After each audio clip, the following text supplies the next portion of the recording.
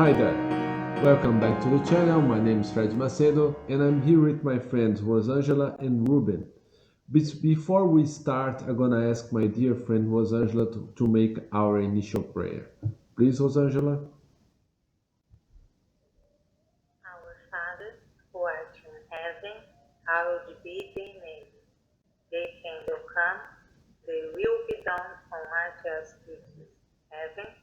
Give us this day our daily bread, and forgive us our trespasses, as we forgive those who trespass against us. And lead us not into temptation, but deliver us from evil. Amen. Thank you, Rosangela. Now I'm gonna share my screen.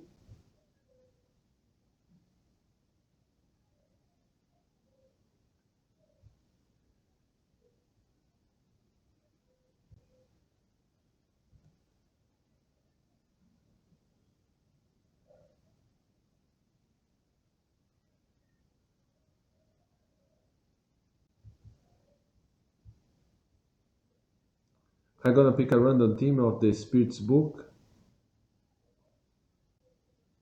Okay, let's go to the start of the chapter.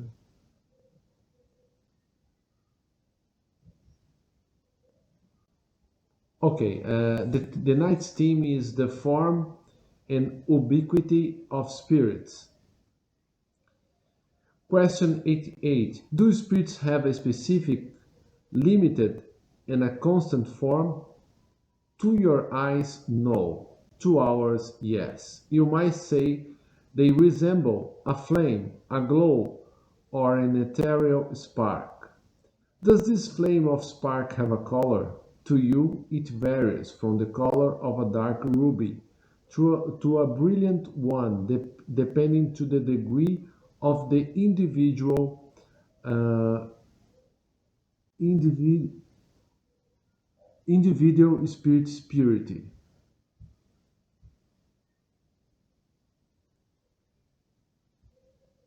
Kardec's note: spirits beings are ordinarily represented with a flame or a star on their brow. It's an allegory which alludes to the essential nature of spirits. The flame or star is placed there because that is the seat of the intelligence. Question 89. Do spirits take any amount of time to travel across space? Yes, but they are as fast as thought itself. Isn't thought the soul itself moving from one space to another? When the thought is in a place, the soul is there too, since it is the soul that does the thinking. Thought is one of its attributes. So, when we are spirits, we are faster than light. Question 90.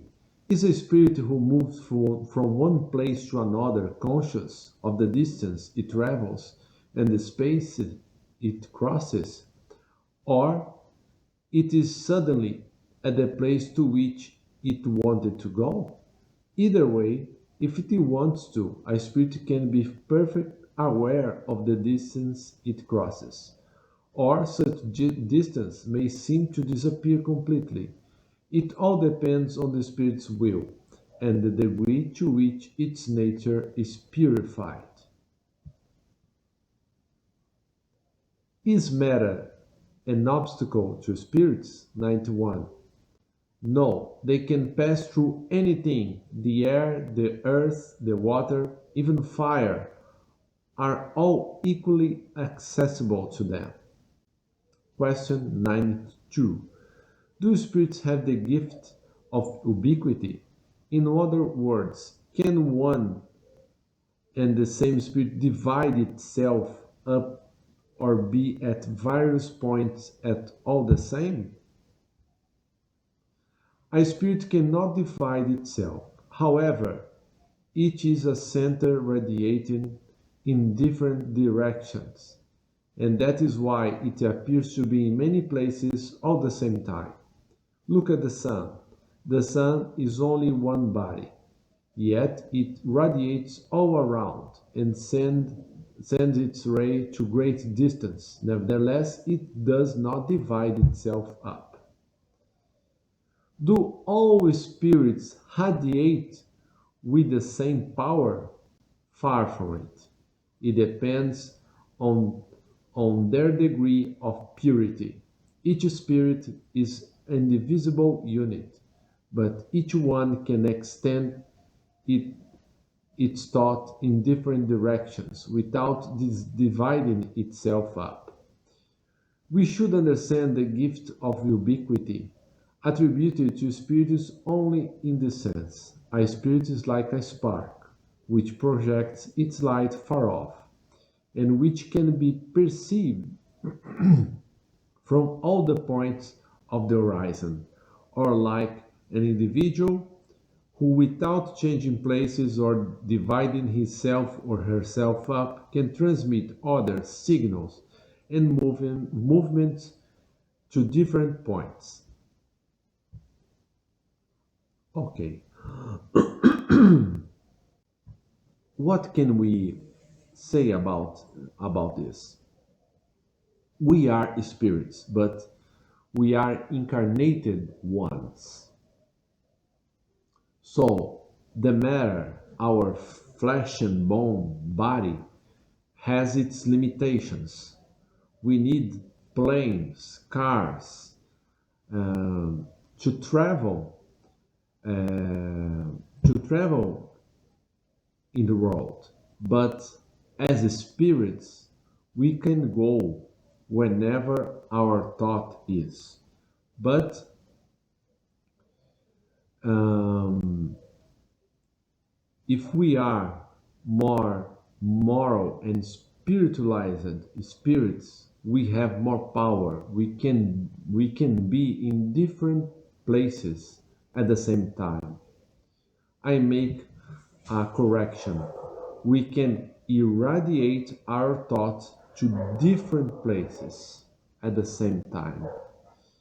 Um, there is a certain priest in the church, I think is Saint Francis, Francisco de Assis, who were at the same time in different places, like he was irradiating himself to different places. He appeared, uh, pardon if my English, he appeared in a court of law to to a judgment, and he was like 500 or 600 kilometers away. So let's think about Christ. He's our governor. He's governor of earth. So how can um, he achieve every corner of the earth at the same time? We can't understand yet what what is the Christ, who is the Christ, because he's a governor of our planet that has great power. He is so pure that he can influenciate every one of us instantly. He can irradiate his light like the sun, even more than the sun, because the sun can only irradiate light to to one side of the earth, and he can irradiate to the entire earth. uh, this is the power of a purified spirit like the Christ. And Jesus has like thousands, millions of spirits that work with him to make us better, morally better. So as we progress in our life as spirits, we achieve uh, states of mind that we cannot yet comprehend as mortals. in the flesh and bone here in earth. Our bodies are mortals, but we are immortal spirits. I hope you all understand me that spiritual life is greater than life here in earth. Our existence in earth is just a brief moment that we are here to learn, to become better, and then we leave this body to the ground. We turn this body to the ground, and we ascend to the spiritual plane, where we're gonna be received as we work it. If we work for good, we will be assisted by good spirits. If we work for evil, the evil ones will be waiting for us. I thank you all for your patience, for your time, and I'm gonna ask my dear friend Rosangela to make our final prayer. Thank you all.